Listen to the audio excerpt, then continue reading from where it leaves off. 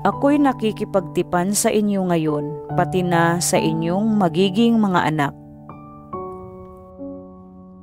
Gayon din sa lahat ng mga bagay na may buhay sa paligid ninyo, sa mga ibon pati sa maamot maiilap na hayop na kasama ninyo sa barko. Ito ang aking pakikipagtipan sa inyo.